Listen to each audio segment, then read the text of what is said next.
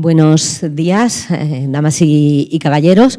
Bueno, pues iniciamos la mesa redonda 3. El hacerlo justo antes de la comida siempre es muy desafiante, con lo cual pues les agradecemos especialmente la presencia en la sala. Pero bueno, creo que tenemos un tema apasionante por delante en esta hora de discusión que tenemos aquí, porque vamos a hablar de una cosa que suele quedar un poco olvidada. Hablamos mucho de la oferta, estamos hablando mucho de cambiar nuestro sistema energético a tecnologías más limpias, a moléculas más limpias. Hemos hablado también de infraestructuras, de financiación, pero desatendemos a veces un aspecto que es muy importante de lo que vamos a hablar ahora en esta mesa, que es cómo podemos descarbonizar la demanda, y ahí tenemos mucho que hacer. Empiezo presentándome yo, soy Mercedes Ballesteros, soy la directora del Departamento de Energía en el Centro de Investigaciones Energéticas, Ambientales y Tecnológicas, y quiero primero agradecer a Funseam por la oportunidad y por la invitación que ha hecho al CIEMAT para estar aquí. Y luego, bueno, pues dar una breve presentación de los excelentes participantes que tenemos en esta mesa. Tenemos 4 empresas líderes en cada uno de sus sectores, en los que vamos a intentar analizar cómo podemos avanzar en la descarbonización eficiente de la demanda energética en diferentes sectores. Empezamos con Daniel. Bueno, pues muchas gracias. Buenos días a todos. Muchas gracias, Joan, del equipo de Funseam, por invitarnos a participar. Unas pinceladas a la hora de abordar el asunto de la descarbonización eficiente. Y bueno, un breve instante de, oye, ENGIE en España, que es bueno, ENGIE es la heredera de GDF Suez, una gasista que se va reconvirtiendo a las renovables. Como veis en este gráfico, ENGIE no es sospechosa de creerse el PNIEC. ¿Por qué? Porque esos 1.700, 1.800 ya casi megavatios renovables hace 6 años no existían. Somos una compañía que teníamos una posición en ciclos combinados, 2.000 megavatios, y hemos ido avanzando poco a poco hacia las renovables. También muy orientados a temas de PPAs, tenemos ahora mismo más de 6.000 megavatios estructurados en España en más de 30 contratos, y somos líderes en redes de calor y frío instaladas en España. Aquí hago un matiz sobre descarbonización eficiente de la demanda, porque precisamente en Barcelona, desde hace más de 30 años, tenemos un ejemplo de una red de calor y frío en toda la zona del Fórum hasta Besós, como veis en este mapa, que ha crecido ya 3 veces. Estamos ahora mismo construyendo la tercera central en la playa de Bogatel para dar más servicio a más edificios. Las redes de calor y frío urbanas son un ejemplo de cómo descarbonizar de manera eficiente la demanda. ¿Por qué? Porque en la construcción de los edificios permiten un ahorro de un 20, un 30%, porque evitan maquinaria individual de calor y de frío para conectar esos activos a las redes. Además, en el caso concreto de Districlima Barcelona, es una sociedad mixta, 51% ENGIE, 25% IDA y 25% Ayuntamiento de Barcelona, lo que refleja la necesidad de la colaboración público-privada a la hora de abordar retos tan grandes como la descarbonización, con lo cual empiezo por este ejemplo. Respecto a la temática que nos ocupa, bueno, algunas ideas, como siempre las diapositivas, perdonad, porque tiene probablemente mucha información. El PNIEC del 2019, el PNIEC actual, establecen ritmos muy claros de crecimiento para la generación, y diríamos que ha habido una evolución muy exitosa tanto de la evolución de la solar, tal vez de la fotovoltaica, de la solar, tal vez en menor medida de la eólica, pero digamos que el PNIEC ha funcionado muy bien de cara a diversificar este mix en base a un mix cada vez más basado en renovables. Probablemente ha puesto menos focos en la demanda, con una regulación que, bueno, fijaros que el nuevo PNIEC establece 4.000 nuevos megavatios al año para la eólica, y el ritmo de los últimos años de crecimiento ha sido, en el mejor de los casos, de unos 1.500, ¿no? Con lo cual, desde medidas para descarbonizar más eficientemente, probablemente un PNIEC que aborde más los retos de la demanda y que aborde más el camino intermedio regulatorio, porque parece que nos fijamos mucho en metas específicas de un objetivo final sin trazar el camino intermedio. Claro, ¿por qué decía que ese PNIEC ha sido exitoso en la oferta y menos en la demanda? Bueno, pues porque la demanda, veis que la tenemos con muchas volatilidades a nivel semanal, que es lo que vemos en esta gráfica. Bueno, pues tenemos una demanda más o menos en el entorno de hace 20 años, con lo cual, si queremos seguir creciendo en generación a ese ritmo de 4.000 nuevos megavatios eólicos al año, 6.000 nuevos megavatios fotovoltaicos al año, corremos el riesgo de, bueno, La demanda, por el momento, esa electrificación no está acompañando. Cierto que el año 24 marcó un pequeño cambio de tendencia, corregida el crecimiento, hablamos de casi un 1% de crecimiento respecto al 23. Cierto que hay 8.000 megavatios de autoconsumo que no se ven, pero en fin, el PNIEC nos marca unos objetivos muy ambiciosos, que es bueno tenerlos muy declarativos, pero tenemos que desarrollar regulación que acompañe para viabilizar todo eso. Regulación que nos permita aprovechar, aquí lo que tenéis es, sin entrar en muchos detalles, la diferencia entre 2 lunes del pasado octubre, donde las condiciones estructurales del sistema y las condiciones meteorológicas nos llevaron a un día con una electricidad mayorista muy barata en las horas centrales del día o muy cara en las horas centrales del día. Bueno, ahora mismo la regulación no acompaña de cara a dar señales efectivas a esta demanda para que se ubique en esas horas. Con lo cual, un reto que tenemos para descarbonizar, para electrificar de una manera más eficiente es que tengamos estructuras de cargos de peajes que nos permitan aprovechar ese camino al que vamos de esas horas centrales del día más competitivas.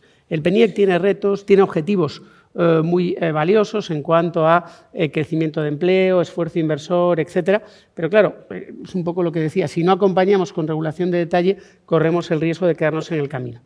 Consideramos desde ENGIE que una herramienta muy útil para descarbonizar la demanda, quedaros con el gráfico de arriba, no con los titulares, ahora comentaré, este gráfico viene de la propia web de la CNMC. En términos generales, ahora mismo, de cada 100 euros de electricidad que tenemos en las facturas, nosotros en nuestras casas, las empresas, etcétera, 41%, 40%, 37% depende de cargos, donde tenemos una serie de políticas de Estado que tienen o no que ver con el coste del sistema, y tenemos 21% de IVA más 5,5% de impuestos. Con lo cual, hay un margen grande, si revisamos la fiscalidad y revisamos los cargos, de cara a tener unas señales y unos precios finales más eficientes que nos permitan descarbonizar.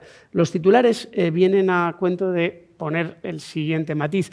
Esto no va de una herramienta política, de quién quiere apoyar o quién no, etcétera, sino que ahora mismo en electricidad en España pagamos 2 veces, 21% IVA, 5,5% de impuesto eléctrico.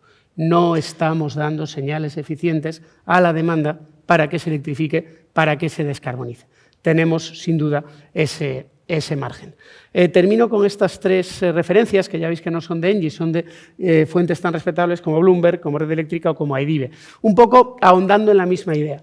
Lo que vemos aquí son los precios de un día de abril del 24. La línea verde son los precios mayoristas, pero el consumidor final pagó el precio rojo. Es decir, en un día donde coyunturalmente tuvimos precios muy, muy bajos en el mercado mayorista, prácticamente de cero o incluso por debajo de cero, el precio final de la factura acaba siendo prácticamente 6 euros el megavatio hora.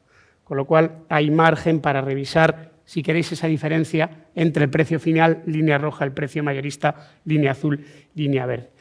Vehículos eléctricos. El PNIEC establece 5,5 millones de vehículos eléctricos en 2030. Se venden en España más o menos 1 millón de vehículos al año. Bueno, pues el año pasado, de ese millón, 57.000 eléctricos. Si queremos avanzar en los objetivos del PNIEC, necesitaremos regulación de detalle que incentive esa penetración. Comentaba antes el primer ejecutivo de Moeve, esos tiempos, 18 meses para disponer de un cargador, que tardamos 15 días en construirlo, parecen excesivos si queremos electrificar de verdad. Por último, hidrógeno verde en una fuente como Bloomberg, fijaros que apunta a que España y Alemania, España es la línea azul oscura, Alemania la más clarita, bueno, apuntamos a precios del hidrógeno verde en producción del entorno de 2-3 euros el kilo en el año 2050. En el año 2030 estamos por encima de 4, claro. Cada euro kilo de hidrógeno, hablamos de 30 euros megavatio hora, que es el precio previsto del final de la década de 2030. De nuevo, si queremos que este diferencial de costes para que esas moléculas verdes que son necesarias en procesos de alta temperatura sirvan para descarbonizar, bueno, necesitamos algún tipo de mecanismo de ayuda que cubra ese gap, llamadle créditos fiscales, revisión de la fiscalidad, algún tipo de mecanismos de apoyo, etcétera. La dinámica de precios nos dice que todavía no estamos ahí para una descarbonización eficiente de la demanda, pero sin duda somos optimistas de cara a que la regulación avance para cubrir estos huecos. Muchísimas gracias y a vuestra disposición. Gracias. Muchas gracias. Muchas gracias, Daniel. Creo que has dado unos mensajes claros y, bueno, me he apuntado aquí que necesitamos ese PNIEC de la demanda y como vamos a tener luego al nuevo secretario de Estado de Energía, pues creo que se lo podremos transmitir y se lo podremos decir. Yo creo que siguiendo el orden que teníamos establecido, seguramente, Nuria, vas a ser tú la siguiente. Exactamente. Y bueno, pues como desde una empresa como Naturgy, que tiene un decidido compromiso con las energías renovables y que está cambiando de manera drástica cómo producimos y cómo consumimos energía, veis qué podemos hacer con el tema de descarbonización de la demanda. Bien, muchas gracias. En primer lugar, muchas gracias a Funseam por la invitación y a Fomen, obviamente, por dejarnos vuestra casa, ¿no? Para hablar de descarbonización de la demanda, pues tengo que volver a hablar del trilema energético, ¿no? No voy a dar una clase, por supuesto, no me voy a atrever sobre lo que es el trilema energético, pero sí que una gráfica para que veamos las cifras concretas, ¿no? Mi experiencia va a ser desde la práctica de una empresa de más de 180 años, como es Naturgy, en un negocio integrado de gas y electricidad. Y primero tenemos que ver el índice del trilema energético, ¿no? Año tras año el World Energy Council publica el índice del trilema energético y el ranking de más de 120 países en cómo están posicionados respecto al trilema energético, ¿no? Si veis aquí, está muy pequeñito, pero España está en el ranking del año 23, en el análisis del año 23 está en el puesto número 13. Año tras año la foto no cambia en cuanto a los resultados y el posicionamiento y las notas que obtiene España en el trilema energético. Sí que cambian un poco las posiciones, pero en general ni siquiera el resto de países cambian en la composición de cada uno de los elementos del trilema en su puntuación final, ¿no? Como mensajes, el top 10 está muy focalizado en países del norte, especialmente norte de Europa, donde aquí pues, Dinamarca suele ser uno de los primeros que sale en el ranking. Y nosotros siempre estamos pues, por detrás de Estados Unidos o Canadá, que son los dos países de geografías fuera de Europa que salen en este ranking top 10, ¿no? Si vemos los detalles de las notas, España aprueba con nota en todo lo que sería sostenibilidad y en todo lo que sería seguridad de suministro. Y eso tiene una explicación que luego veremos. Y donde siempre falla o donde siempre obtiene una peor nota es en la parte de equidad, ¿no? Equidad, dile como quieras, equidad, eficiencia, costes para el consumidor, en definitiva, demanda, ¿no?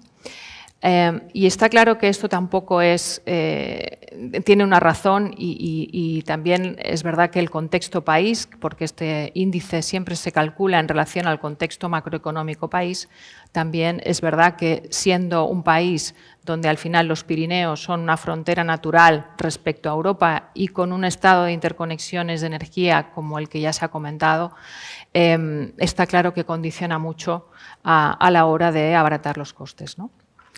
Teniendo esta foto en mente, ¿qué puede hacer una empresa energética como Naturgy, como decía, un negocio integrado de gas y electricidad, para este trilema energético y cómo lo gestiona en su día a día, cómo lo ha gestionado durante tantos años? Está claro que esta transición energética y en la que estamos viviendo no es la primera, ni siquiera seguramente pues será la última, pero sí que tiene una característica respecto a las anteriores y es que la velocidad a la que tenemos que hacer los cambios es mucho mayor. El tiempo también lo vemos en las tecnologías de la información, todo se acelera muchísimo más, los retos que nos pone el cambio climático encima de la mesa son tan grandes y estamos viendo las consecuencias cada vez más rápido, con lo cual esta transición energética la vamos a tener que hacer de manera muchísimo más acelerada. Y eso, al final, lo que hace es que sea difícil equilibrar estas tres fuerzas que muchas veces juegan en contra. Teniendo muy claro cuál es el objetivo final, ¿no?, de llegar a una neutralidad de CO2, una economía baja en carbono, una descarbonización, etcétera, y teniendo en cuenta además que la energía es un bien esencial al que nadie puede renunciar, nuestro foco es obviamente saber dónde tenemos que llegar al final de la meta, pero gestionar sobre todo el corto y el medio plazo. Porque ahí es donde, en el cómo, es donde nos surgen las dificultades.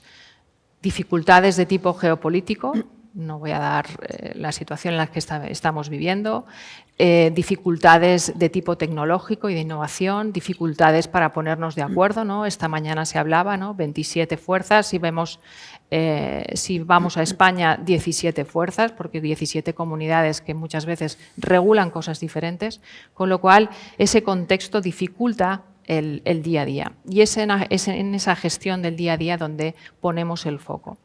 En seguridad de suministro lo veíamos, España tiene la mejor puntuación, porque esto no ha sido cuestión de un día, esto ha sido años y años de trabajar precisamente por esa característica de España de ser una isla energética, trabajar mucho en cubrir la demanda con un mix energético equilibrado.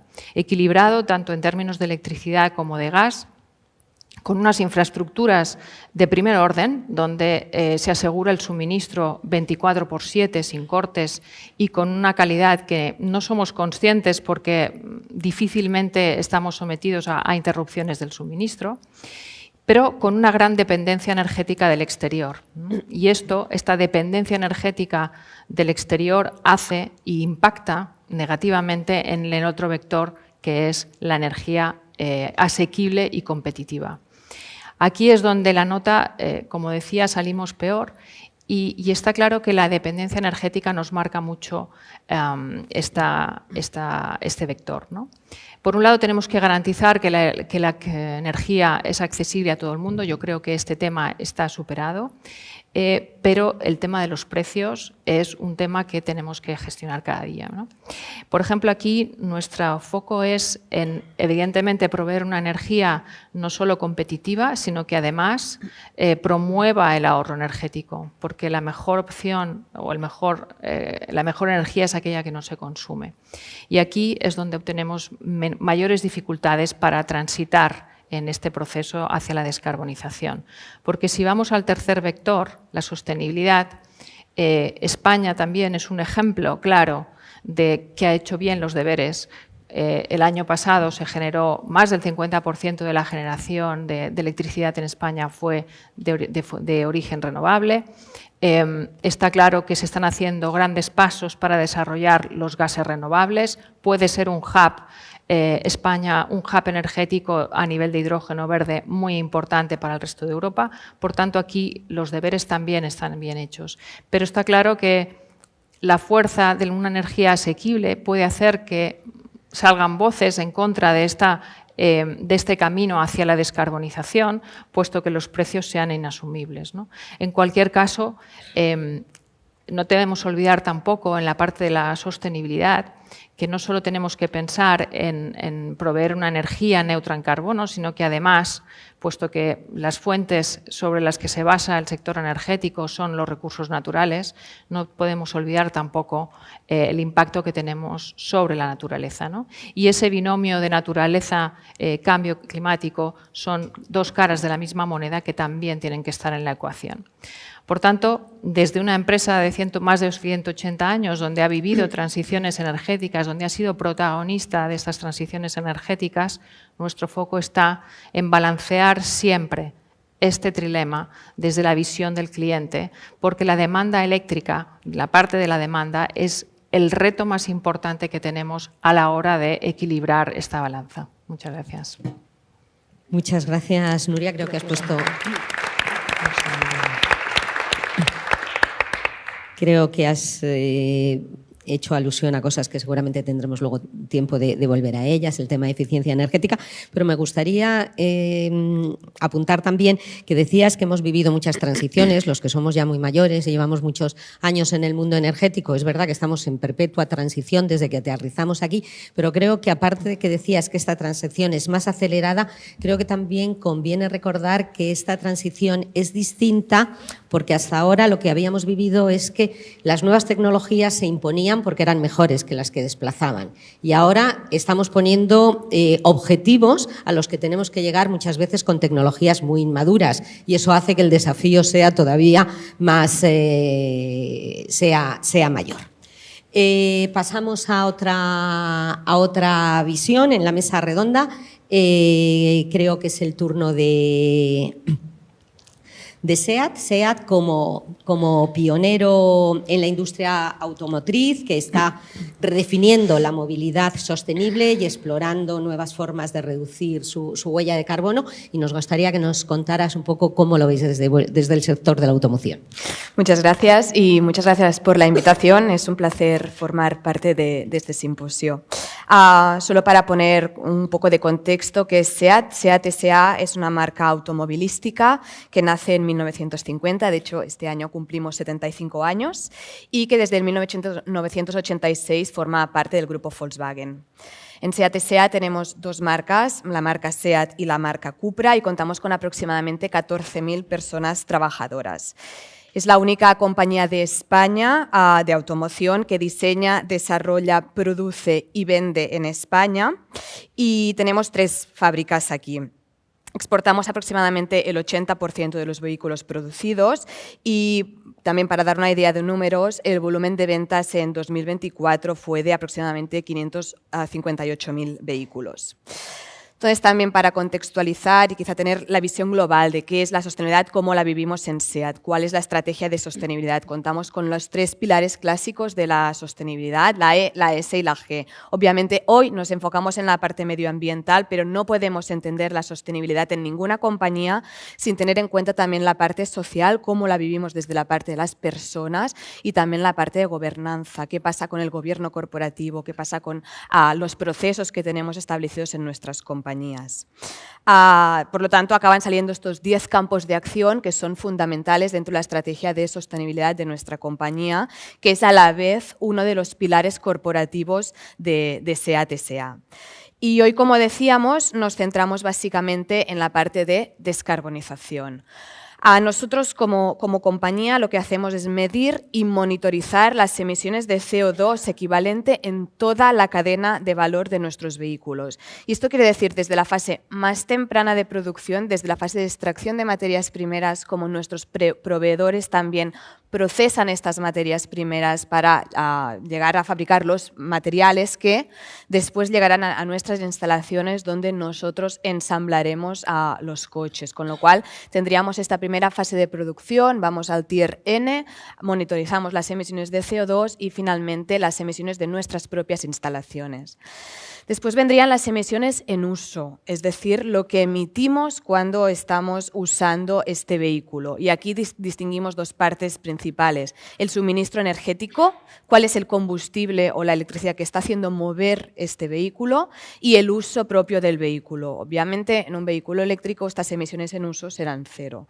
Y finalmente, el final de ciclo de vida, qué emisiones tenemos en las últimas fases, en la fase de reciclaje u otras emisiones que nuestra compañía pueda tener. Tenemos 2 objetivos muy claros. En 2040 queremos conseguir esta neutralidad en nuestras propias instalaciones, y en 2050, y alineado también con los objetivos de París y con los objetivos del grupo Volkswagen, conseguir esta neutralidad como compañía. Todo esto, todas estas emisiones en todas las fases del vehículo, las medimos a través de este índice de descarbonización. ¿Y cuál es la principal palanca para descarbonizar nuestro sector? La principal palanca es la electrificación. La electrificación es la vía principal para llegar a estos objetivos de emisiones y a esta neutralidad que queremos conseguir en 2050. Y aquí distinguimos, y empezaremos por la fase de uso. En la fase de uso, la electrificación de nuestro portfolio, la electrificación de nuestros vehículos es la clave para neutralizar estas emisiones en uso. De hecho, lo que sabemos es que un vehículo eléctrico, si contamos todo su ciclo de vida y si consideramos que se recarga con electricidad renovable, emite alrededor de un 60% menos de emisiones de CO2 equivalentes, lo dicho, en todo el ciclo de vida, que un vehículo movido por un motor de gasolina. Con lo cual, Es la única manera, electrificar el portfolio, electrificar el parque automovilístico, y aquí ha salido objetivos del PNIEC, ha salido también en mesas anteriores el papel de la industria de la automoción. La electrificación de los vehículos es la única manera para descarbonizar la movilidad privada. Y nos queda la otra fase principal, la fase de producción. ¿Cómo podemos reducir y cómo podemos descarbonizar esta fase de producción? Bueno, pues una vez hemos electrificado el producto, la otra gran vía principal es electrificar también nuestros procesos productivos. No solo los nuestros, sino también los de todos nuestros proveedores. Y obviamente hay otra parte muy principal y es conseguir medidas de eficiencia energética. Al final, pues la mayor descarbonización es aquella energía que no se consume. Con lo cual, primero eficienciamos al máximo nuestros procesos, electrificamos todo lo electrificable y podemos usar combustibles alternativos para todos aquellos procesos que no sean electrificables. En nuestro caso, en nuestras instalaciones, lo que vemos es que el biometano puede tener un papel muy clave para descarbonizar todos aquellos procesos no electrificables. Con lo cual, solamente con estas tres principales palancas podremos descarbonizar esta fase de producción, no solamente en nuestras instalaciones, como decíamos, sino también en las instalaciones, en todo lo que viene antes de nuestros procesos productivos. En SEAT, como decíamos, hemos hecho grandes inversiones para electrificar nuestros productos, estamos haciendo grandes inversiones para electrificar nuestros procesos productivos para llegar a estos objetivos que comentábamos de neutralidad en las instalaciones y neutralidad como compañía en 2050. Y en esto también consideramos que España tiene un papel fundamental. España cuenta con un gran potencial de electricidad renovable, de generación de electricidad renovable, con lo cual podemos sacar pecho de esta ventaja competitiva a un precio competitivo y podemos ser un país, un game changer, podríamos ser un país con grandes oportunidades para la potenciación de esta electricidad renovable. Así que muchas gracias y bueno, como aquí dice, change need drivers y electrificaremos España.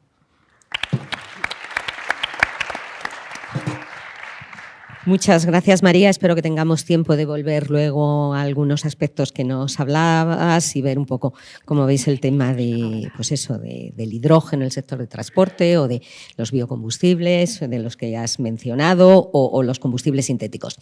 Pero quería darle la palabra ahora mismo pues, a Elena como representante de una empresa como Telefónica, que está en la vanguardia de la comunicación y de la digitalización y que utiliza la tecnología para optimizar sus consumos energéticos y para promover prácticas más sostenibles. Las telecomunicaciones están en el ojo del huracán de la futura demanda energética. Todo lo que vemos venir de centros de datos como grandísimos consumidores de electricidad, y quería ver cómo lo estabais abordando desde una empresa como Telefónica. Muchas gracias por la invitación. Es mi segunda vez aquí. Estuve hace 2 años explicando la estrategia de sostenibilidad de Telefónica, pero hoy me voy a centrar efectivamente en la parte de descarbonización. Telefónica cumplió su centenario el año pasado. Somos una empresa que se fundó en 1924 y yo siempre digo que hay varias cosas que nos califican. Nuestra misión es hacer el mundo más humano conectando la vida de las personas, y creo que es algo que ha estado siempre en Telefónica, tanto el ser pioneros en innovación como el estar siempre pendiente de la sociedad en la que trabaja. Me voy a centrar en nuestro camino hacia el cero neto, ¿no? No sé si... Uy, esto no sé por qué está animado. Creo que ya. No.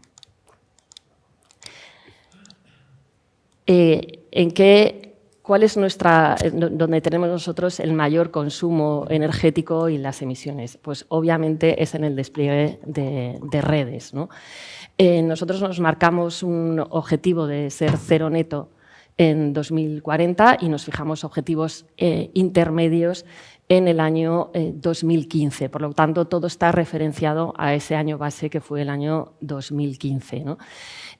Como veis en la gráfica, vamos cumpliendo. De hecho, en algunos casos nos hemos adelantado a estos objetivos intermedios, que ha sido relativamente fácil, porque al estar muy centrado nuestro consumo en el despliegue de red, pues evidentemente es mucho más eficiente la fibra que el cobre, y en el momento que nosotros vamos cerrando, pues la fibra es un 85% más eficiente que el cobre, pero luego pues el 5G es un 90% más eficiente que el 4G, y eso a nosotros nos ayuda, porque ya empezamos a construir ya las redes desde un punto de vista de eficiencia energética para reducir el consumo de emisiones básicamente 1 y 2. En este sentido, ¿cómo lo hemos hecho? Pues obviamente nos hemos puesto un objetivo de energía renovable, que nuestro objetivo es llegar a por lo menos ahora mismo estamos en un 85% de consumo en renovables en toda nuestra olla geográfica. Es verdad que en unos países es más difícil que en otros. Nosotros ya somos 100% renovables en toda Europa, en Brasil, en Chile y en Perú, pero hay otros países que el acceso a energía renovable no es tan fácil. También lo cumplimos con acuerdos con PPAs y hemos empezado a tener plantas de autoconsumo.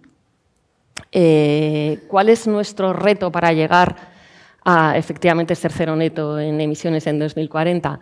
Pues sobre todo las emisiones de alcance 3. Es mucho más complejo el reducir las emisiones en nuestra cadena de valor.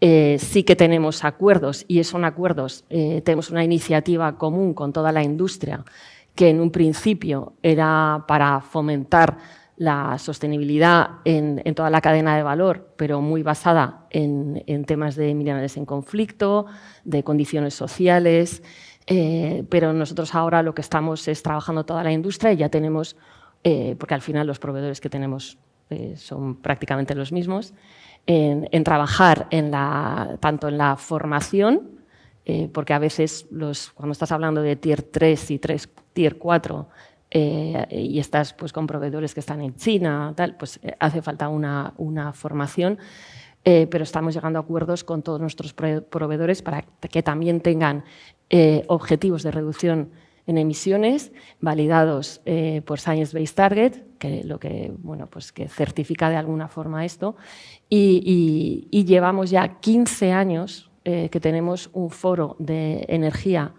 y cambio climático, que es un foro que hacemos con todos nuestros proveedores para provocar un poco la innovación de nuestros proveedores en ese sentido, para hacernos más eficientes a todos, ¿no? O sea, nosotros trabajamos con multitud de proveedores en el tema de la red.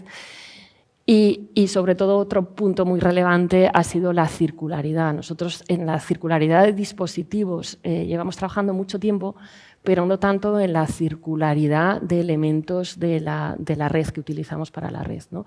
Y eso, pues ya tenemos una plataforma que trabajamos en esto. Quería resaltar que esta es la parte interna de nuestros propios objetivos, pero nosotros una cosa que decimos todo el tiempo es que no es posible la transición energética sin digitalización. Entonces, nosotros trabajamos para que nuestros clientes se descarbonicen. ¿Por qué?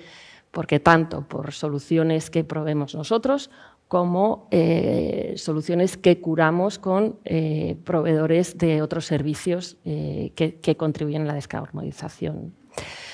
También hace como 5 años empezamos a trabajar lo que llamamos los servicios EcoSmart.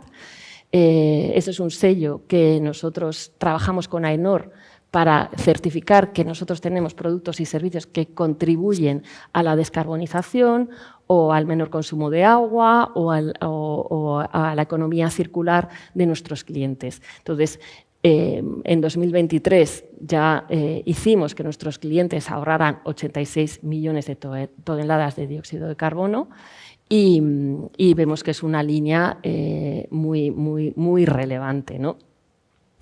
El 52% de nuestros servicios B2B ya están verificados independientemente como EcoSmart por AENOR, como he dicho. Empezamos con este sello pero verificamos cada uno de ellos, ¿no? Y luego también cómo hemos conseguido esto también en la parte que es retail, ¿no? Nosotros hemos hecho millones de encuestas para determinar cuánto de eficiente ha sido pues, el uso del teletrabajo, que no es posible si tú no tienes una red potente, a la hora de evitar accesos, y esto es muy difícil de medir. ¿Cómo lo hemos hecho? Pues con macroencuestas, tanto en España como en Brasil, que han determinado pues eso, cómo evitas viajes, cómo evitas emisiones, cómo está todo esto calculado, ¿no? Y luego hemos lanzado también nuevas empresas relacionadas con negocios de energía renovable. Si estáis en España, pues con Repsol hemos hecho Solar 360 y en Brasil pues tenemos Good Energía. Y luego quería poner un ejemplo precisamente ya de paquetización de servicios específicos en lo que es un proyecto con Redella, que además ha sido uno de los casos de estudio analizado por la European Green Digital Coalition, en lo que nosotros hemos hecho un trabajo con Redella en la digitalización de la red de transporte eléctrico español, ¿no? ¿Qué significa esto, no? Pues hemos sido partners tecnológicos, hemos aportado la solución de Narrowband, que es como tú apalancas servicios en conectividad móvil, pero es una conectividad de banda estrecha que es mucho más eficiente energéticamente, pero te permite dar muchísimo más acceso a datos y a tecnología IoT. ¿Qué introduces con la IoT? Pues sensores de variables meteorológicas, que son de Libelium, de servicios cloud, y tenemos pues, bueno, pues un mejor y mayor uso de las redes. La aplicación a 13 líneas de transporte de electricidad contribuye a evitar la emisión de más de 50.000 toneladas de CO2. Es más seguro.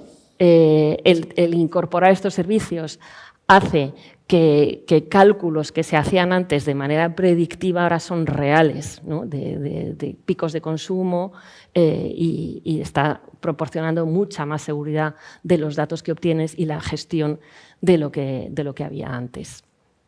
Y por mi parte, nada más. Gracias.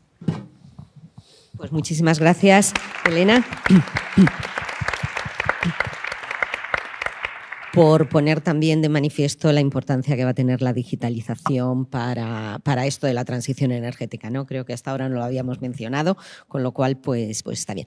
Nos quedan 14 minutos, yo creo que vamos a tener tiempo para una intervención más de cada uno de los ponentes, con lo cual, Daniel, pues si quieres empezamos por ti. Y bueno, nos has hablado ya en tu primera introducción un poco de lo importante que puede ser la fiscalidad para estas señales a los consumidores de cómo puede actuarse sobre la demanda, pero querría que compartieras algunos ejemplos de proyectos que estáis desarrollando para promover esta descarbonización eficiente de la demanda y qué tecnologías consideráis que de las tecnologías emergentes pueden ser más prometedoras. Muchas gracias. Bueno, voy a compartir dos ejemplos. El más exitoso, el que si googleáis un poco, es una instalación termosolar. Es una alianza y vuelve un poco a la colaboración. En este caso es colaboración público-privada y privada-privada, porque bueno, pues es una alianza en la fábrica de Cruzcampo de Sevilla de Heineken.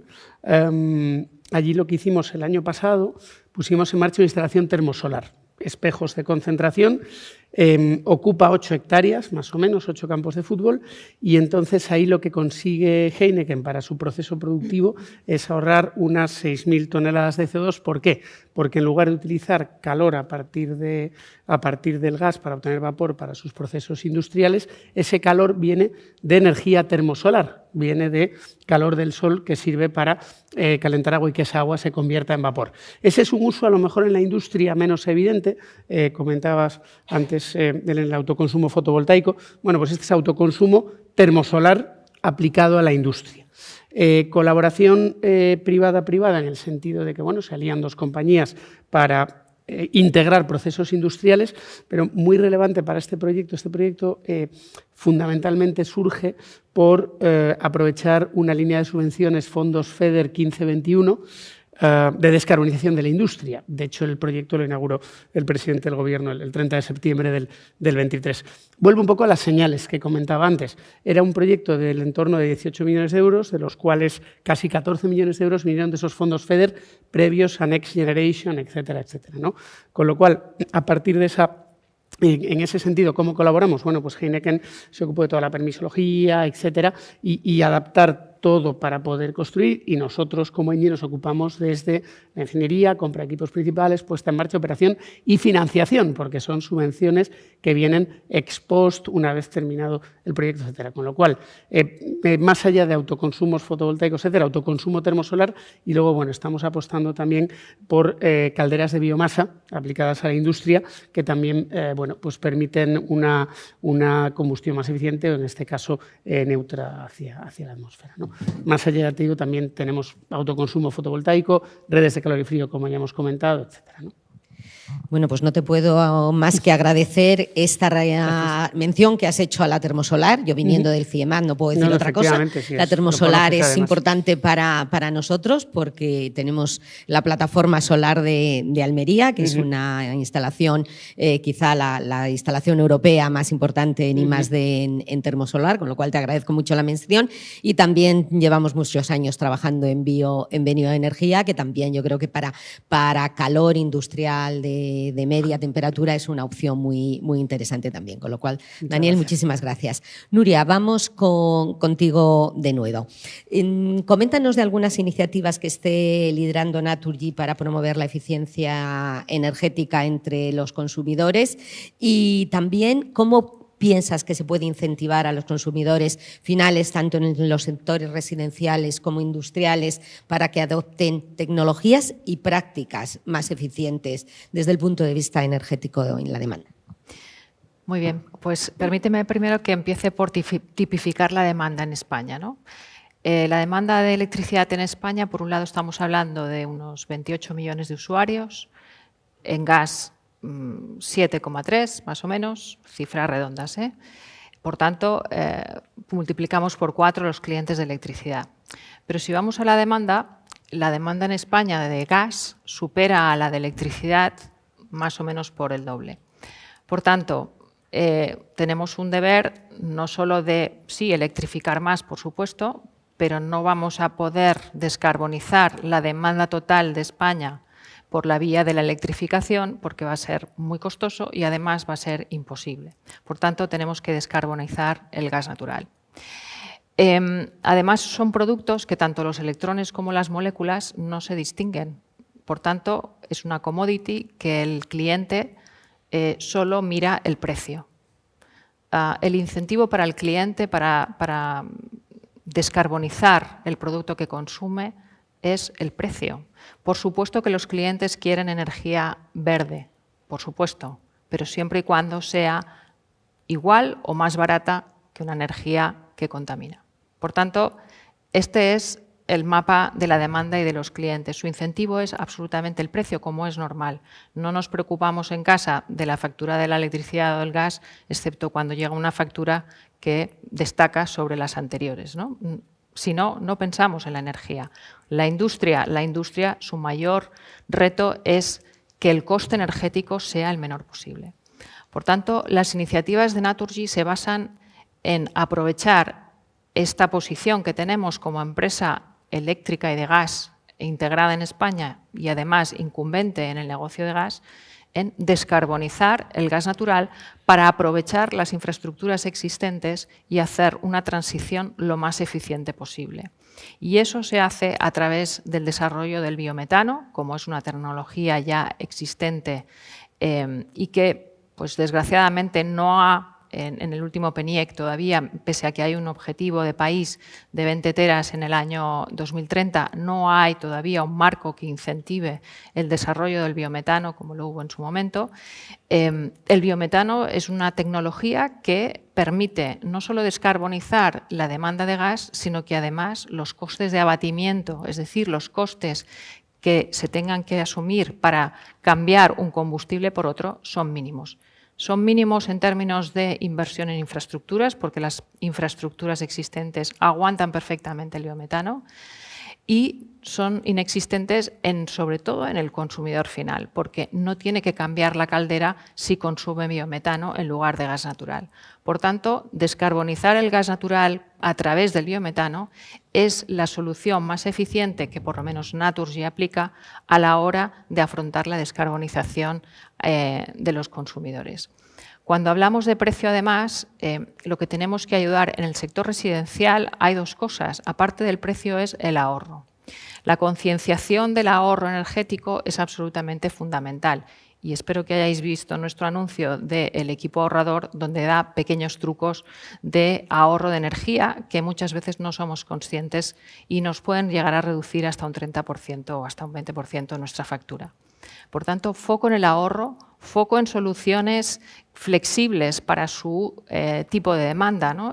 Por ejemplo, el autoconsumo, por ejemplo, el darles un paquete de servicios, electricidad, gas y servicios relacionados con la energía donde puedan flexibilizar, donde tengan una estabilidad de precio, ¿no?, a lo largo de su contrato, etcétera, ¿no? Es decir, son soluciones más orientadas a su tranquilidad en cuanto a que los costes de energía van a ser más o menos estables a lo largo del tiempo. Si vamos al sector comercial o industrial, evidentemente aquí el foco está en proveer siempre de una solución que sea eficiente y que sea competitiva frente a otros combustibles. Y por tanto, en la industria, obviamente, el desarrollo del biometano, el desarrollo del hidrógeno son vectores absolutamente fundamentales.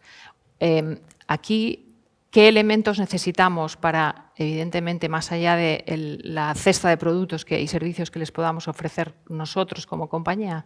Necesitamos, por un lado, un marco regulatorio estable, un marco regulatorio que incentive y acompase esos objetivos que tenemos que conseguir a corto, medio y largo plazo con las políticas energéticas, con los incentivos, con la fiscalidad, etcétera, que vayan en sintonía. Un ejemplo, las subvenciones que se daban para poner placas solares en los edificios, pasados 2 años, desde el boom que hubo en el año 22, todavía hay gente que no ha cobrado esas subvenciones. Bueno, pues estos son ejemplos, ¿no? Por no hablar de los permisos o de la tramitación y los plazos que se han hablado antes, ¿no? La neutralidad tecnológica es otro de los pilares fundamentales para conseguir esta descarbonización eficiente de la energía. Y es, hemos visto la electrificación, por supuesto, pero solo con electrificación no vamos a poder llegar al net cero famoso del 2050. Necesitamos que el gas natural también se descarbonice, necesitamos ese gas renovable que además está al alcance para poder llegar a esos objetivos y, sobre todo, sin olvidar los costes necesarios para hacer esa transición, como decía. Por tanto, lo que pedimos simplemente es neutralidad tecnológica. Cualquier energía que sea capaz de descarbonizarse o de tener una alternativa verde, bienvenida sea.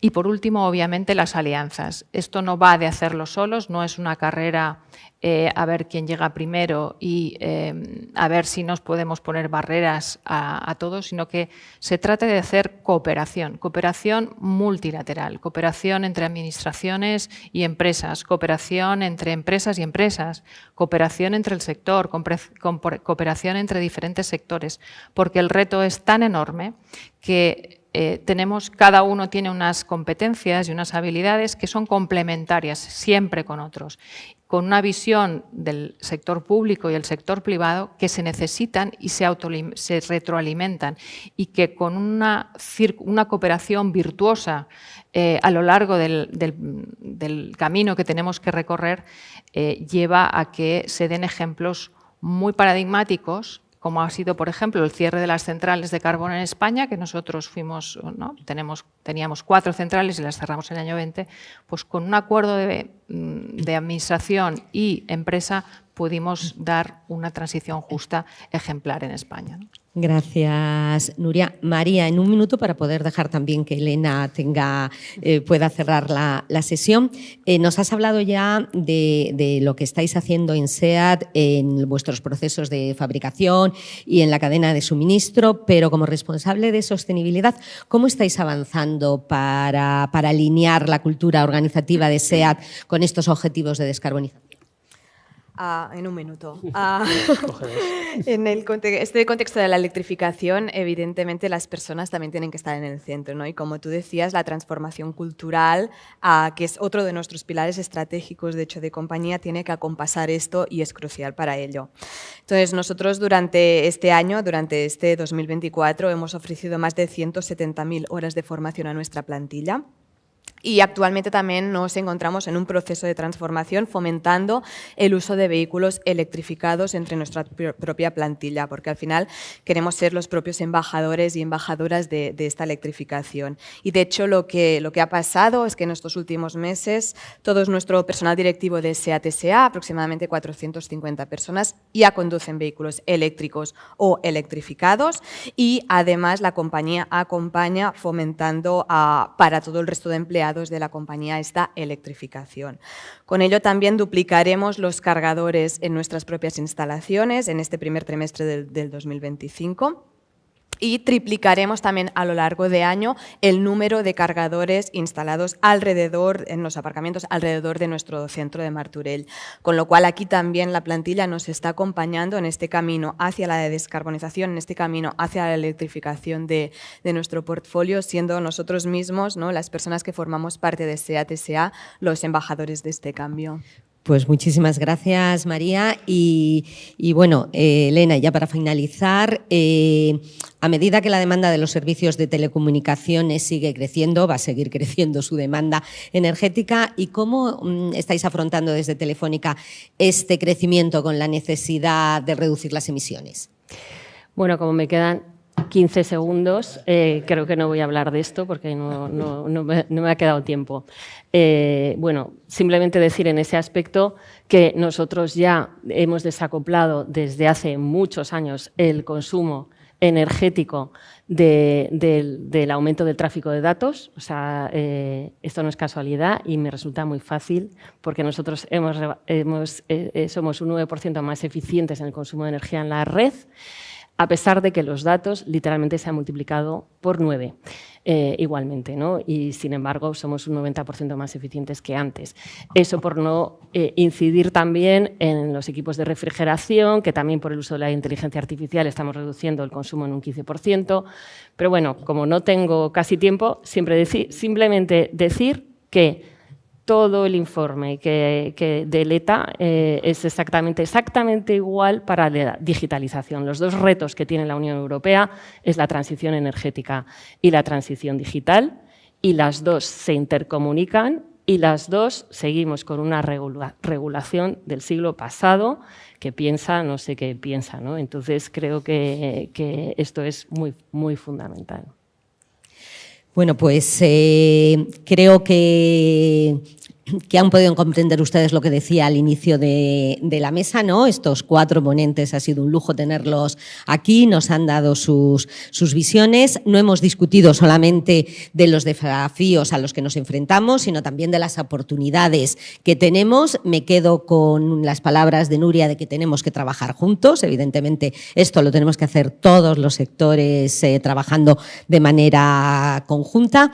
Y bueno, pues les invito que ahora, durante la comida, pues sigamos compartiendo ideas, experiencias y visiones de cómo podemos avanzar en esto de la transición energética y de la sostenibilidad. Y muchísimas gracias. Aquí lo dejamos y nos vamos a la comida.